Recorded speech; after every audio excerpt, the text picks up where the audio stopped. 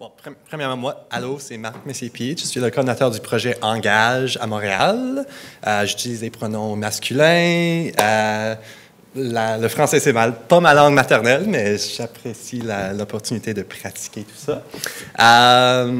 Moi, aujourd'hui, je vais présenter quelques résultats de l'étude Engage Montréal en lien avec le chemsex et la santé mentale. J'ai beaucoup de données à présenter, donc je vais aller quand même vite, mais avant de commencer, je veux juste reconnaître que le fait qu'on est couramment sur le territoire non cédé des peuples Musqueam, Squamish et Tsay-Waututh.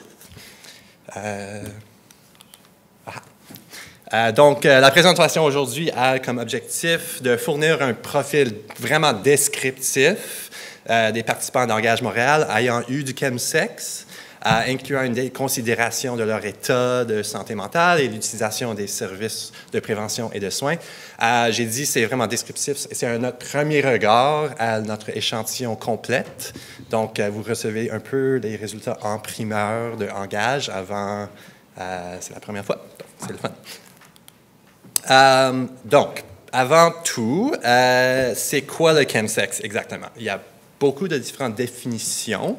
Mais une définition courante et quand même inclusive, c'est les relations sexuelles sous l'influence des substances psychoactives, notamment le gamma-hydroxybutyrate, GHB, ou le gamma-butyrolactone, le GBL, le méphédrone ou le cristal meth, méthamphétamine, et dans une moindre mesure et dans des différents contextes, la cocaïne ou la kétamine.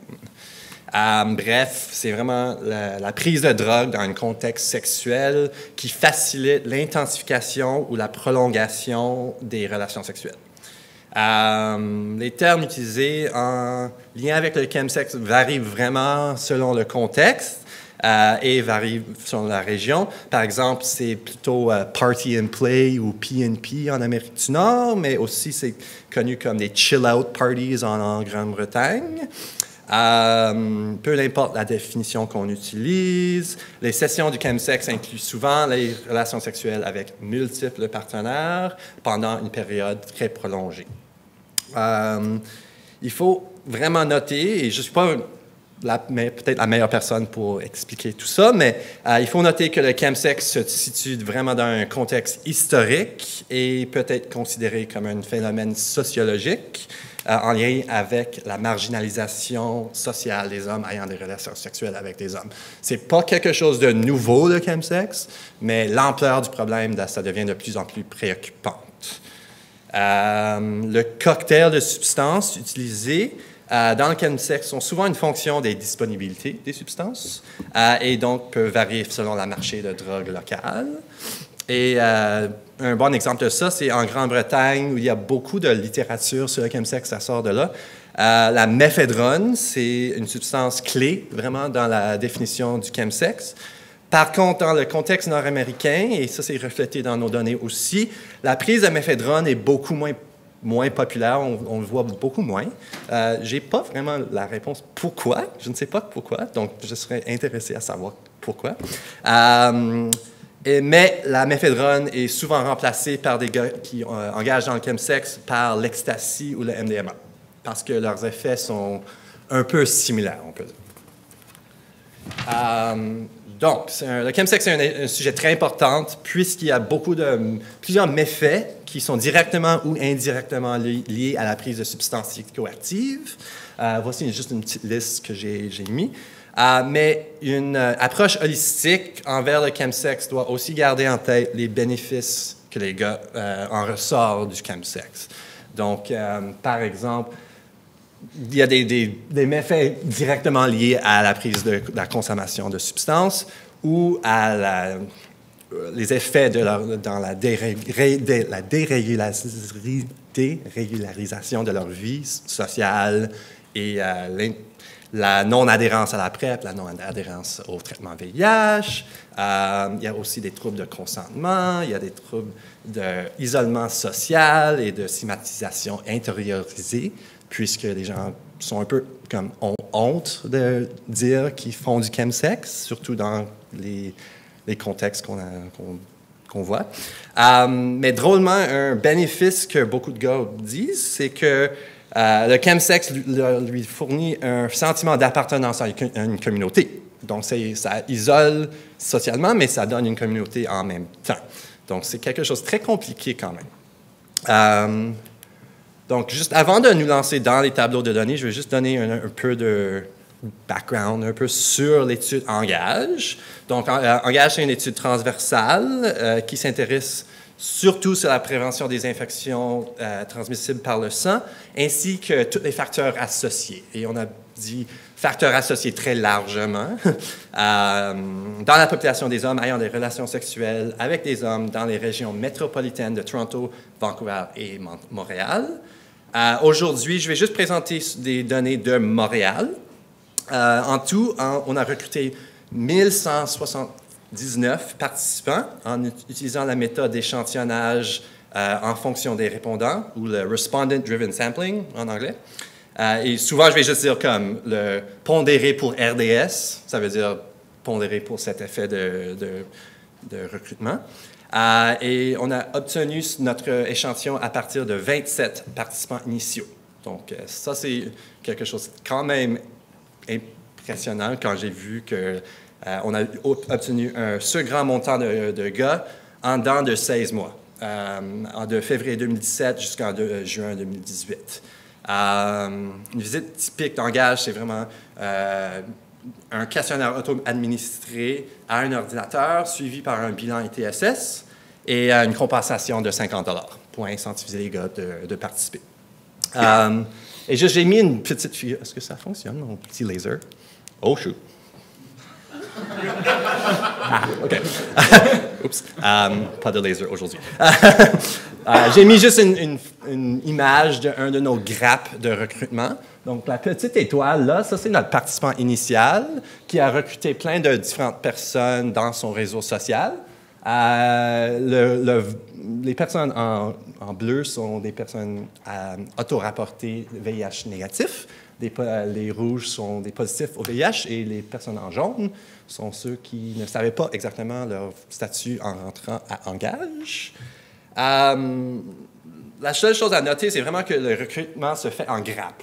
Donc, il y a beaucoup de participants qui sont recrutés par la même personne, qui introduit un niveau de regroupement, du clustering à nos données. Mais heureusement, ce regroupement peut être pondéré par des logiciels statistiques pour arriver à un estimé un peu plus représentatif de la population actuelle. Je serais vraiment content de aller dans les détails de tout ça, mais aujourd'hui, il suffit de dire juste que toutes les données que je vais présenter sont pondérées où c'est possible. Okay?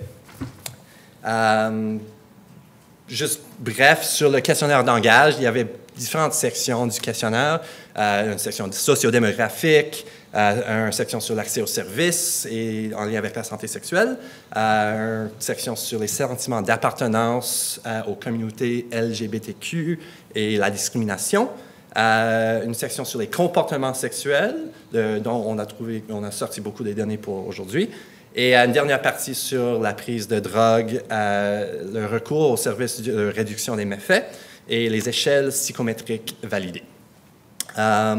Donc, pour la section sur les comportements sexuels, on a demandé des comportements à vie, les comportements dans les derniers 6 mois et les comportements avec les derniers 5 partenaires au cours des derniers 6 mois.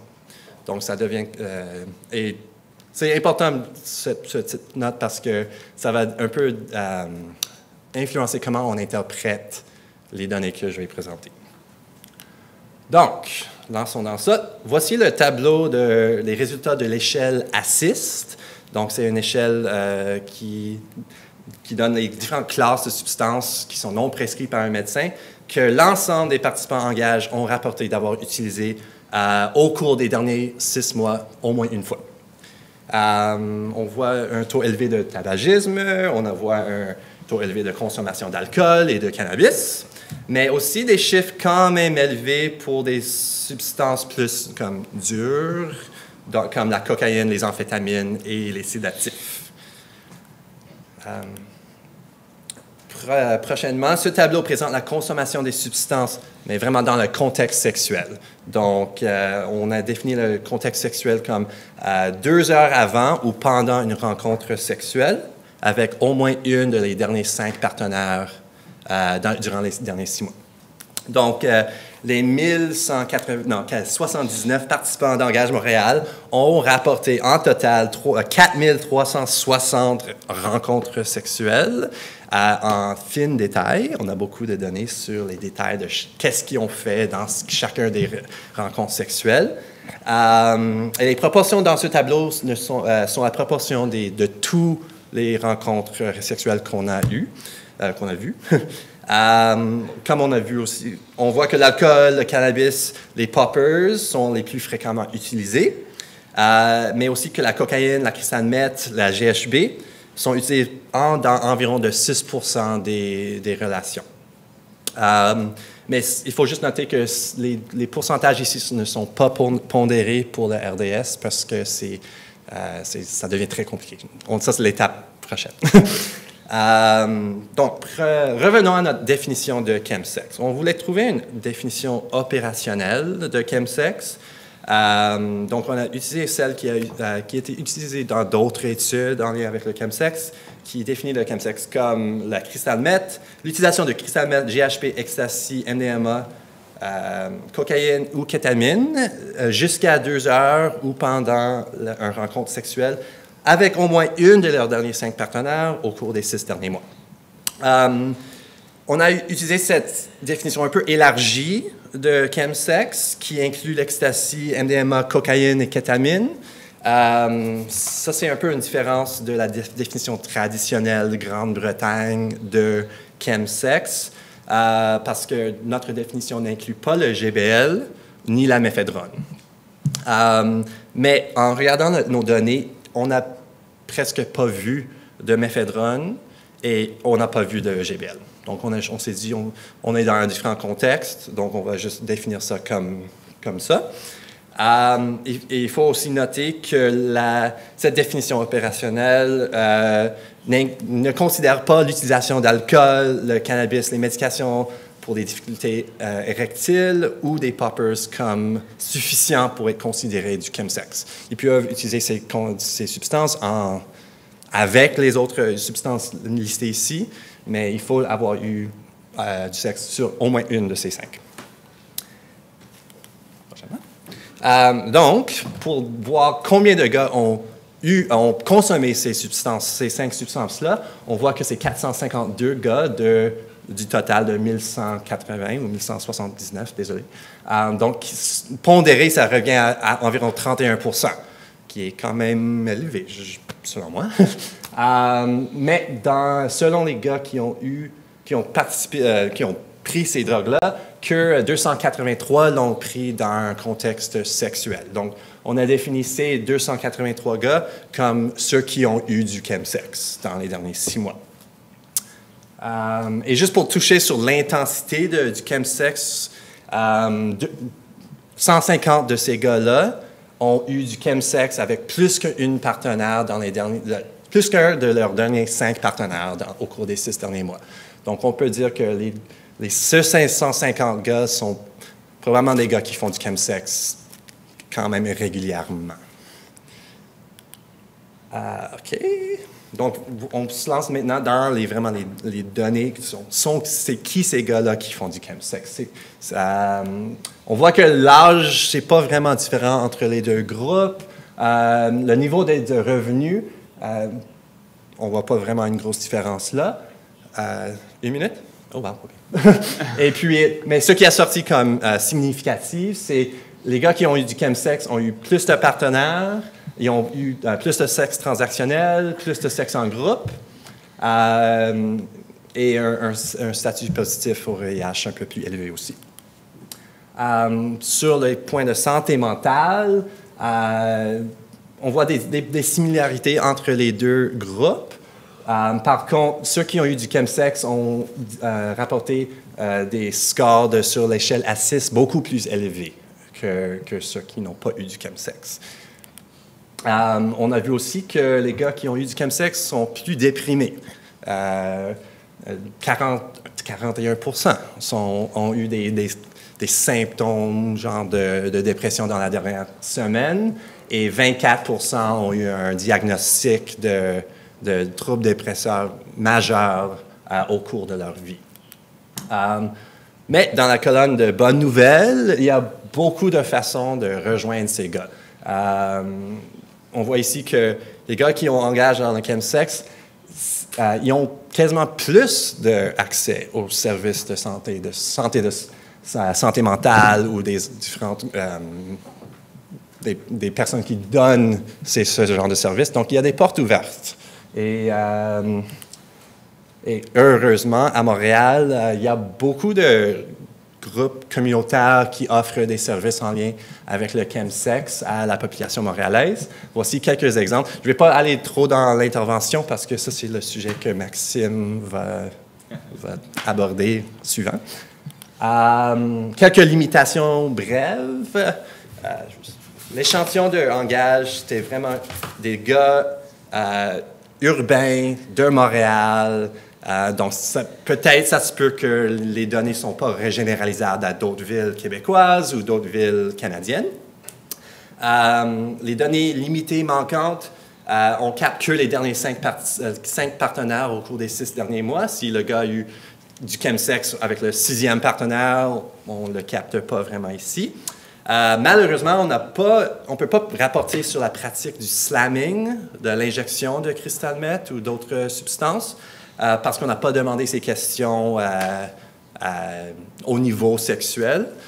Donc, peut-être si on refait Engage dans les prochaines années, on va ajouter ce genre de questions, parce que c'est vraiment quelque chose de préoccupant, le slamming aussi. Le rappel des participants, c'est toujours un peu touchy des fois, parce que les drogues ils sont utilisées dans le chemsex, un des effets, c'est l'amnésie. L'amnésie et les troubles de mémoire. Donc, ça peut être difficile que les gars se rappellent de tout ce qu'ils ont fait avec tout le monde. Et un point anecdotal, c'est juste comme même les gars qui n'ont pas eu du chemsex, on dit que c'est un peu difficile de se souvenir de tous les détails fins de qu'est-ce qu'ils ont fait avec toute leur partenaire récente. Il y a un biais de désirabilité sociale qui peut être là, puisque c'est la nature sensible des sujets comme la santé mentale et la nature illicite des substances, mais Engage à essayer fortement de promouvoir un environnement sans jugement et très permissif pour que les gars se sentent à l'aise de rapporter ce genre de comportement. Et finalement, la nature transversale des données peut dire qu'on ne sait pas c'est quoi une cause, c'est quoi un effet. On ne peut pas vraiment dire ça maintenant, mais heureusement, on a une deuxième time point qui s'en vient et on va peut-être pouvoir commencer à répondre à ce genre de questions. Donc, quelques conclusions. On peut juste dire que le chemsex, c'est un phénomène actif à Montréal, que les gars qui engagent dans le chemsex ont rapporté plus de sexe en groupe, plus de partenaires, plus de sexe transactionnel, plus de dépression et plus de recours aux services de réduction des méfaits. Et il y a une variété de voies disponibles pour rejoindre ces gars. Quelques étapes prochaines, c'est vraiment un premier regard et on va se lancer dans le mode analyse bientôt pour répondre à toutes ces différentes questions. Et un gros merci à tout le monde en lien avec Engage, les participants, notre comité d'engagement communautaire, au CBRC et à nos bailleurs de fonds et à vous aussi. Voici nos investigateurs principaux de Engage. La plupart sont dans l'autre panel à côté, mais quand même, c'est le fun. Et voici notre groupe très élargi de toute l'équipe Engage Montréal. J'ai mis nos références, quelques questions, mais on peut revenir à ça plus tard. Merci.